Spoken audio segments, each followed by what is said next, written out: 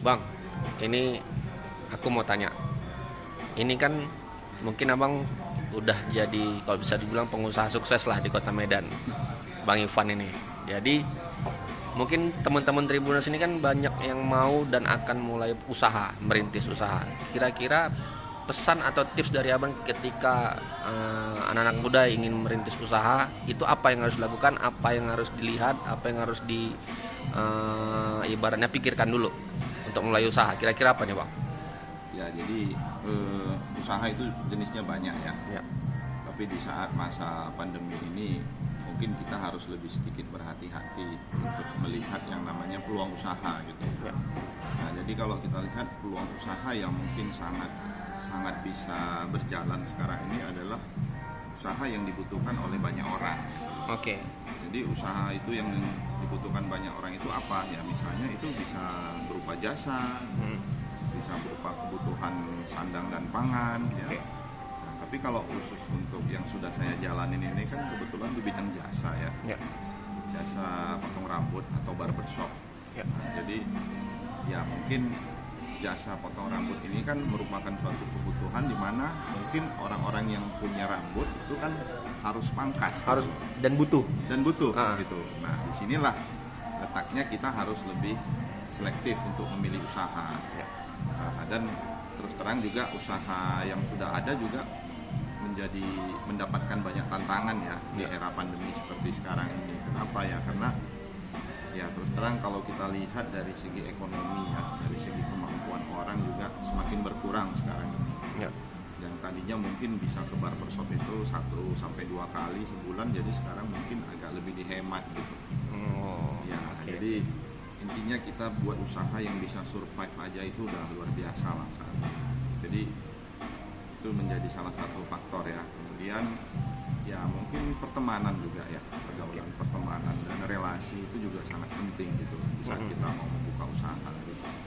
Jadi kita buka usaha tanpa kita punya teman, punya kenalan itu untuk saat ini pasti sulit gitu. Ya. Kenapa ya? Karena saya lihat yang banyak membantu sekarang ini justru teman-teman gitu. Yang mensupport juga bang. Iya, yang mensupport gitu. Jadi ya itulah gunanya kita bisa memperluas pergaulan, memperluas jaringan pertemanan gitu. Jadi ya kita di saat sekarang ini nggak usah terlalu gengsi-gengsi lah.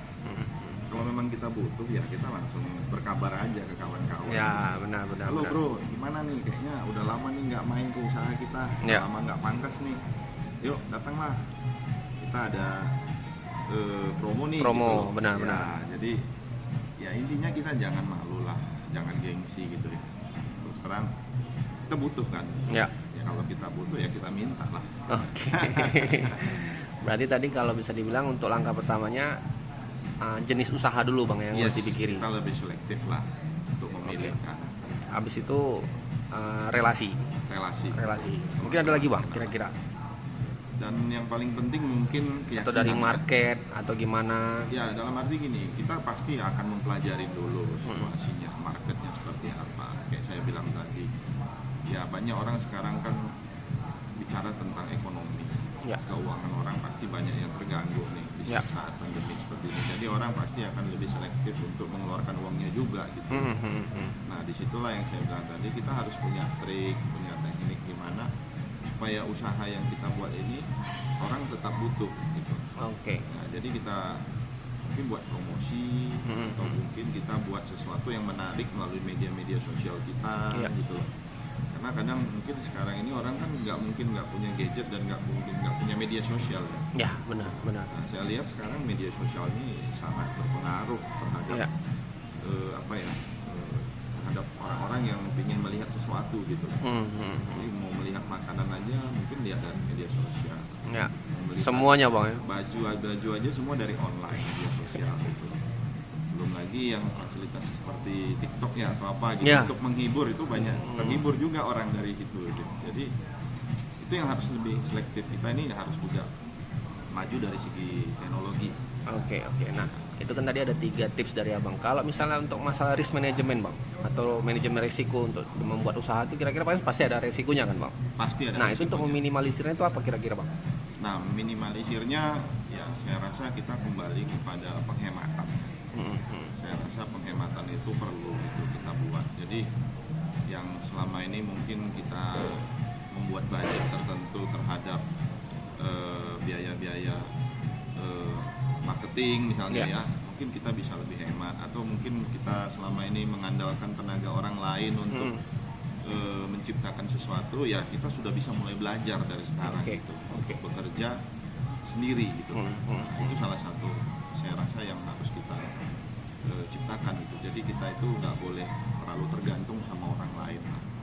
Sekarang kan gampang ya untuk belajar di mana-mana, gampang lah, bisa buka YouTube, bisa buka Google gitu. Kita pelajarin aja gitu. Baru setelah itu kalau misalnya kita percaya, baru boleh percaya sama orang gitu ya. Ya, kalau memang kita sudah punya budget yang cukup, ya perlu kita pakai orang-orang yang profesional mungkin. Tapi kalau untuk saat ini itu termasuk cara, ya kita harus belajar. Ini peluang di mana kesempatan kita harus belajar sendiri. Oke.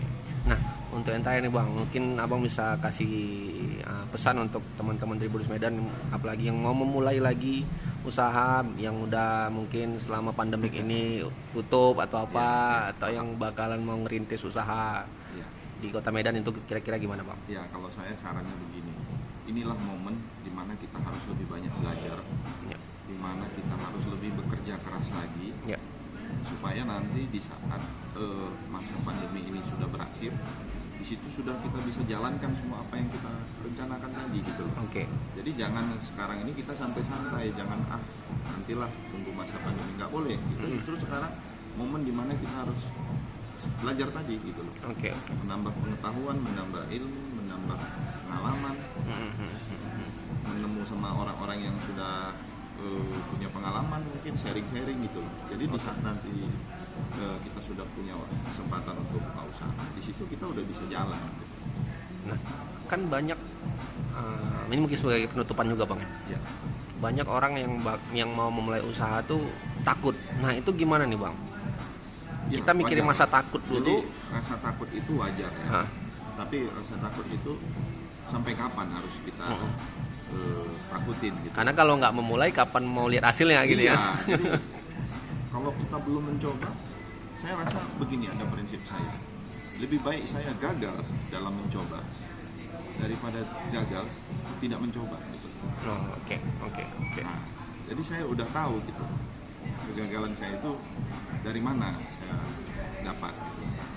Ya kalau nggak kita coba, kita udah bilang kita gagal. Benar. Lebih baik kita coba dulu, gagal, daripada kita tidak mencoba, gagal. Oke. Itu prinsip saya. Oke, Bang, thank you ya Bang ya atas tips and triknya. Mudah-mudahan tempat usahanya juga sukses. Ini juga ada teman-teman Tribuners, kalau Bang Ivan ini juga ada barbershopnya, ada Jacosta Cafe-nya. Jadi silakan teman-teman Tribuners datang aja ke sini. Nanti adalah promo-promo dari itu kan banyak tuh promo-promo tuh di situ tuh. Promo-promo di sini. Oke, Bang, thank you Bang, sekali lagi Bang. Sama-sama. Oke, Bang.